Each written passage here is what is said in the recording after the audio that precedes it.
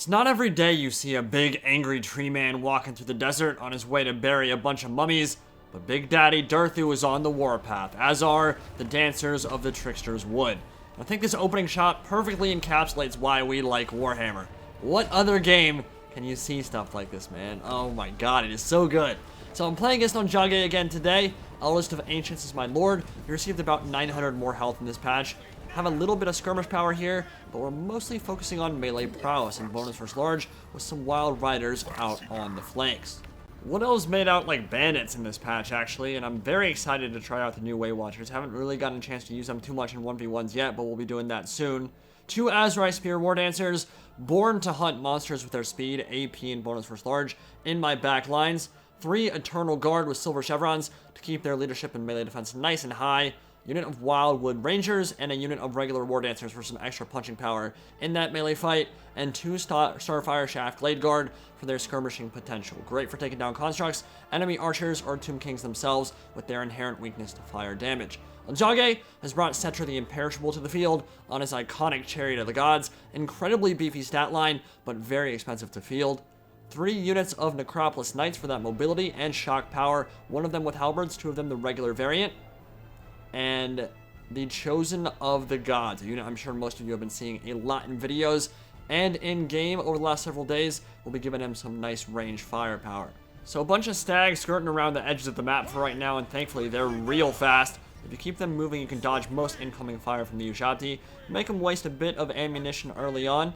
And the Tomb Kings with Cetra at the helm, looking to overload their left flank and get around, start causing some havoc with their poisonous constructs. These guys can do a number on Wood Elf infantry if they get a rear charge off, and obviously with poison and their halberd variant, they can definitely trash wild riders if the riders aren't supported. A little bit of skirmish fire coming in from Skeleton Horsemen Archers, and the Wildwood Rangers being absolutely torn apart by the Chosen of the Gods and some of that regular arrow fire. Very nice choice to target down.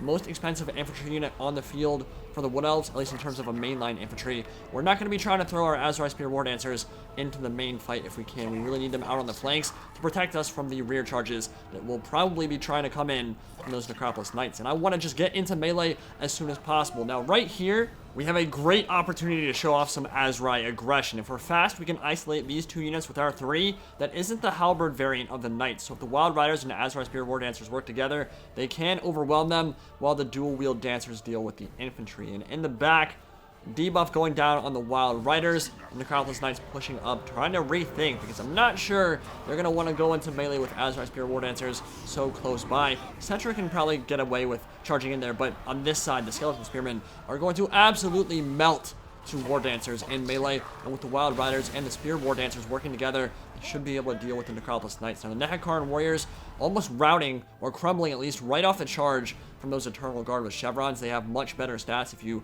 level them up a little bit here. In Durthu, rethinking his engagement, because he might not be needed on the front line, but he might be needed back here, where Onjage has completely overloaded the left flank, trying to get through these Wild Riders and their Azrai Spear War Dancers, and he has set loose a bunch of those constructs. You now charge forward, did take some model losses, but get a nasty charge in to the Glade Guard and shut them down early and just pull through because they have a mass to do so, and go on to the next unit as they try to pull back. We do have a Lore of Life spellcaster. Unfortunately, hasn't seen much use yet, but a regrowth on those damaged Wild Riders could help keep them relatively healthy, while the other group returns from their attack just in time to save those archers from pure annihilation by a poison that will cause convulsions so hard, bones and teeth literally shatter.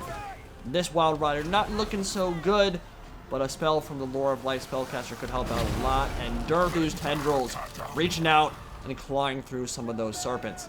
Now on the main line, Eternal Guard still holding pretty well, still above half HP. Skeleton Horsemen getting some rear charges up, but they are just archers, so they don't have great melee stats. And this group of Wild Riders, very sad after dealing with those Necropolis Knights in melee as more push forward. They didn't end up taking very much damage from the Azrai Spear War Dancers. A little bit too fast, just ahead of them. Remember, if they get their poison attack off, they can definitely skirt away. And yes, some rear charges coming in from the Skeleton Horsemen Archers and the Ushabti are summoned, and this could get nasty real quick for the Wood Elf main line as Necropolis Knights roar in from behind and just paint the desert red with a nasty rear charge. Cetra getting in there as well, and that is going to melt a lot of that front line. But in the back here, some of the Wild Riders with that regrowth coming through, and Durthu still doing very well right now, and Lore of Life spellcaster completely untouched at the moment. So with some Earthbloods, could maybe keep this front line engagement going a little bit better than you'd expect, but there's certainly some routing on the Azrai Spear line. But there simply isn't much of an anvil for the Nahakaran Warriors or for the Tomb Kings in general. Their infantry line is still pretty much melted on contact with the War Dancers and Eternal Guard. These unfortunate Glade Guard are about to be run over by Necropolis Knights as they charge forward, and that should be a dead unit trying to pull away. Not sure they'll be able to. But Wild Riders coming in, probably should have left that alone. Not really good to throw good money after bad. Certainly those Wild Riders were not going to be able to deal with the Necropolis Knights, so charging them in for a unit that was already dead, probably not worth it. But Durthu and the Sword of Daith have made it into the frontal engagement, and Durthu is just going to completely stomp everyone over there. And do the Tomb Kings have what it takes to take down Durthu as the War Dancers get in and start slaughtering those Necropolis Knights as more Starfire Shafts fire in? That is a great combination if you want to take down heavily armored constructs. Just melting there. So in the back here, you can see that a lot of those Serpents are going down pretty fast. The Shouty with the Great Bow is still alive, getting some good shots in on the Starfire Shafts, and yeah, that's a perfect target for them. I mean, honestly, they're probably better against armored infantry, but certainly they have the ability to shred unarmored stuff as well as the Starfire Shafts try to get out of their range. Not going to be very easy when they have basically the range of artillery. Have forgotten about a couple units over there on that flank, which is not very good. Don't want to be leaving units around, but should get them under control relatively soon. And Cetra the Imperishable pulling forward, doing what he needs to do with that side chariot. Chariot of the Gods roaring through a bunch of those units and just destroying them. Now, Cetra's in a kind of weird position right now, right? Because he can't go into melee with the Azrai Spear War Dancers without getting absolutely torn apart. And honestly, they're some of the most sadistic Wood Elves in all of Athel-Loren. They have some pretty messed up lore. They'll actually duel outsiders who kind of unfortunately wander into their territory, and they'll kill them with like 100 cuts to the body instead of just giving them a quick death. They're not very nice, but Cetra's not very nice either. He's known for doing stuff like that, jibbing a bunch of elves as he charges through with his chariot, killing a bunch of the Starfire Shafts. But every time they get a volley off, that fire damage is going to do some serious work against Cetra. And of course, these Tomb Guard or Nahakaran Warriors certainly not going to be able to trade well against Durthu. I mean, with all that infantry support over there, he's just absolutely smashing them. And Cetra is free, and the balance bar still says even because Cetra costs so much here. He's going to get a great charge into the middle of these Glade Guard and pull through, racking up those kills. But he can't fight Durthu, and he can't fight the Azrai Spear War Dancers. So what does he do to actually win this game? He doesn't have a Vortex on top of it to get a great cast on top of a bunch of the infantry. So he can basically just run down and murder all this stuff in the back. But it's not important anymore, right? Like, Cetra can certainly kill a bunch of archers as he gets to the chariot in there, but you can't fight any of the important targets. You can't fight all the AP still left on the field. So you can see the balance bar shifting heavily in the Wood Elves' favor here. And I honestly feel like the Wood Elves are going to give the Tomb Kings a lot of trouble in a 1v1 fight. And the biggest reason for that is the Azrai Spear War Dancers, which are just so good at killing like everything on the Tomb Kings line. You don't really want to send them into Tomb Guard or anything like that. They're a little bit too squishy for that. But in terms of killing monsters, in terms of shutting down those constructs, they're amazing, especially when paired with Wild Riders.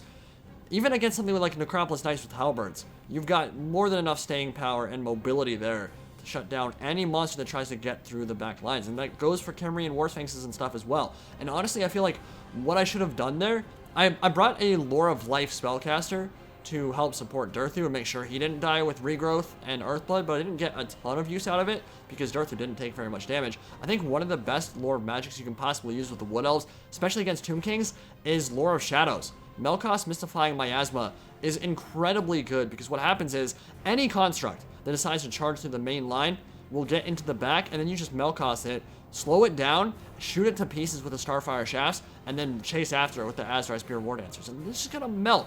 The constructs are absolutely going to melt in a situation like that. So I think the Wood Elves have a lot of answers for what the Tomb Kings are bringing. And you saw there, I mean, Onjage is obviously a very good player. That wasn't really that close of a battle. Partially because I felt like I played pretty well there. I put my units in the right spot and dealt with them in the right situations. But a lot of that was army composition. It was purely, I've got a front line of spearmen who will probably beat your infantry straight up, but they'll also do a lot of damage to constructs. Eternal Garter, especially with silver chevrons, not a unit you want to send constructs into unsupported.